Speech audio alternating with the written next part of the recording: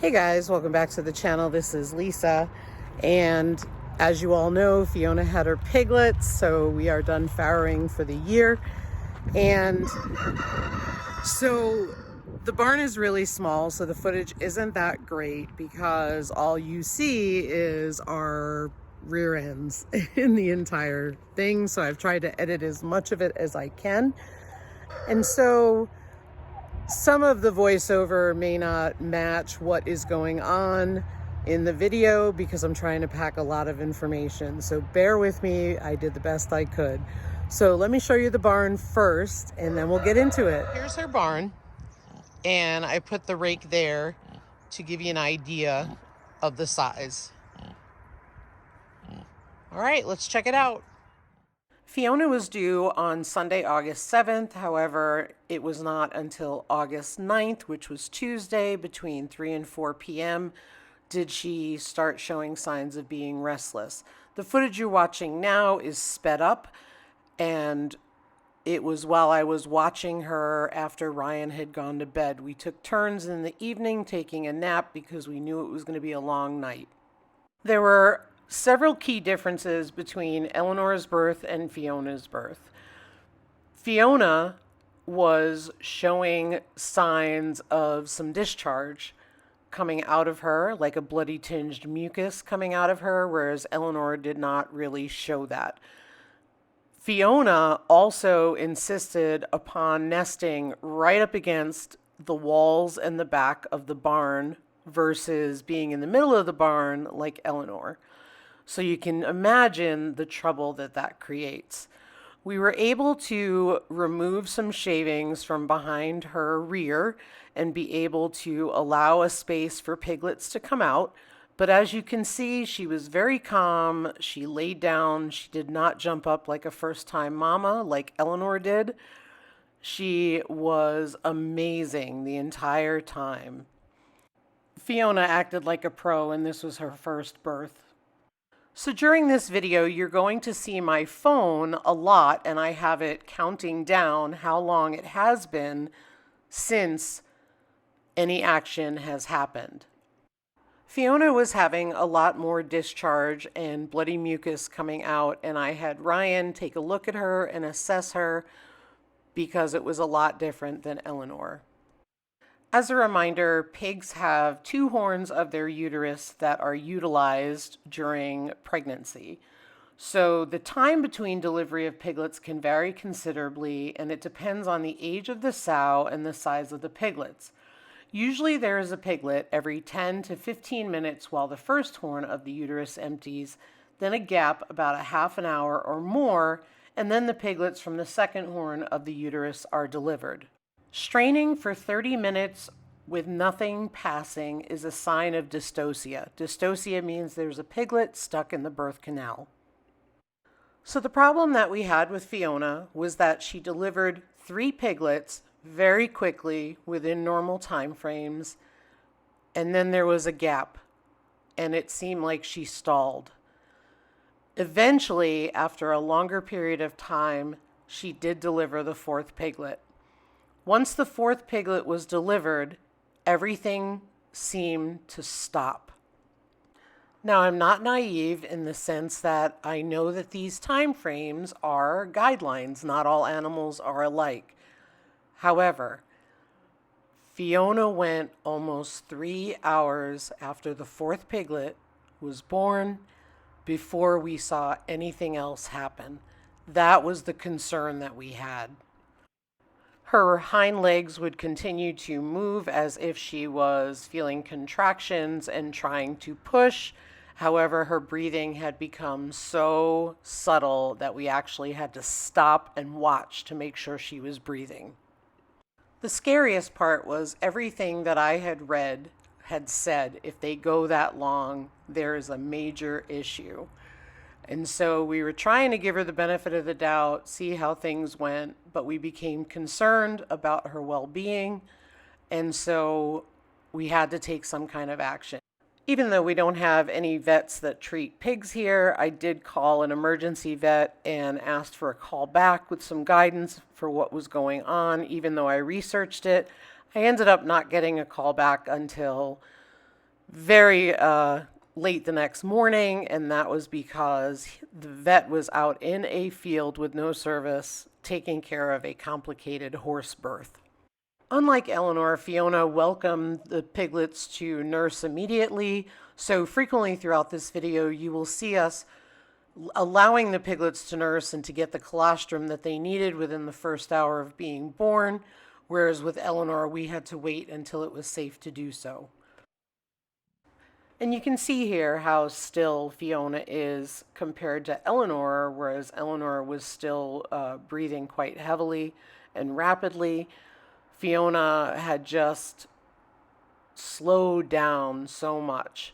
However, she still had not delivered a placenta or the other placenta or any piglets. And mind you, at this point in time, we had no idea what was left because 4 piglets, given her size, was kind of confusing to us. So at this point, Ryan went into the barn and pulled Fiona forward so that way we could take her temperature. Nikki over at 5 Dog Farm had an issue and shared a video regarding her pigs farrowing. And when a piglet was stuck in the birth canal, she took the pig's temperature and the temperature was high. We took Fiona's temperature and it was within normal range. Now, mind you, all of the things that you're seeing and hearing that we did occurred during that 3-hour period. Unlike me, with only one pig farrowing under my belt, Ryan is familiar with a lot of species delivering babies due to his younger years. While Ryan was taking her temperature, you can see in a moment how he reaches over to look at her eyes because she just seemed so unresponsive to the whole process. That was really concerning to us. Another concern we had, and unfortunately I don't have it on camera because the two of us were leaning over Fiona, so you're not able to see it, is that she started twitching. Now, shivering is a normal part of the farrowing process, and she was shivering. However, she literally started twitching, and it signaled to us something was wrong. Another thing that I want to point out is I am sharing this because this was only my second experience with farrowing within the past 2 weeks. And I know for me that 3 hours was a very long amount of time given my lack of experience. And I also know that there are a lot of homesteaders out there that are getting into various forms of livestock now. And I wanted to be able to share my experience with other people so they can at least know what to possibly expect. So Ryan and I were able to get her to her feet because we wanted to move her further out into the barn and we wanted to do an internal exam. When Ryan attempted to do an internal exam, his hand was too large to perform the exam because he hit bones because she has a small frame. I have never done an internal exam. And so I was very cautious when doing it because I have read that when folks are doing internal exams, they do have the possibility of tearing the uterus. I had read up on internal exams, so I was familiar with the process, but again, I've never, ever done it. So you're going to see me being very vulnerable here because I didn't want to force my hand in, and Ryan was guiding me to follow with her muscle contractions and so on and technique. And so I also was having trouble getting my hand in down below my thumb because I too was hitting bone. However, I was able to feel in there and not feel a piglet.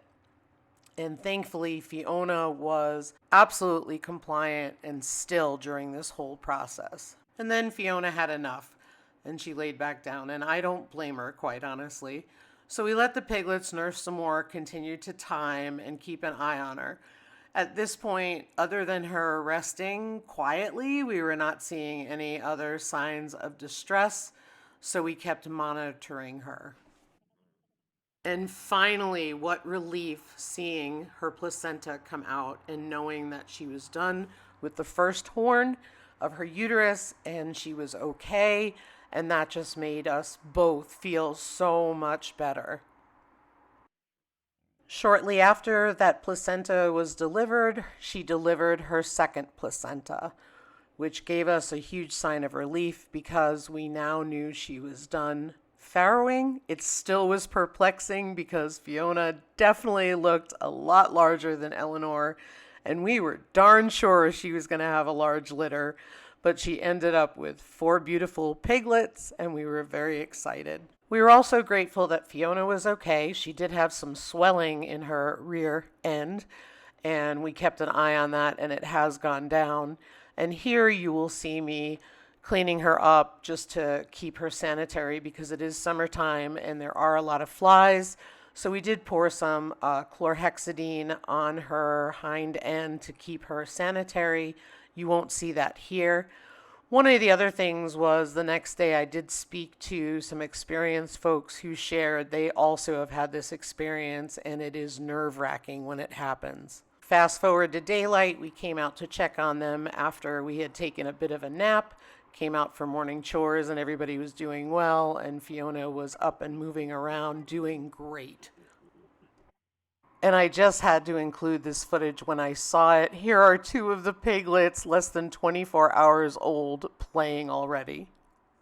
And coming up next, I'm going to give you an update on what's going on. So there's what happened with Fiona. And as you all probably know by now, because I also did post this, one of the piglets was euthanized, sadly, and that is because it had a condition called anal atresia. And what anal atresia is the piglet was born without a rectum. And without a rectum, there's nowhere for the waste to go, as you can imagine. And so there's no way to correct it. In some cases, the vet had said to me, if all that was missing was the anal opening, they could open it for the piglet. However, it would have no control over its bowels because there was no muscle there. And if it was not fully developed to the point of the opening or where the opening should be, that meant that it was going to have a long and painful suffering. And so we did not do that. So the piglet is passed away, and we chose to euthanize it, mainly me. So, but the bottom line is these things happen, and as sad as it is, I just try to keep things real, because when you're raising livestock, these are the things you're going to come across. Just like a challenging birth. You think you won't, but it's going to happen. That's the reality. Thanks for watching, everybody. I hope you have a great day. Take care.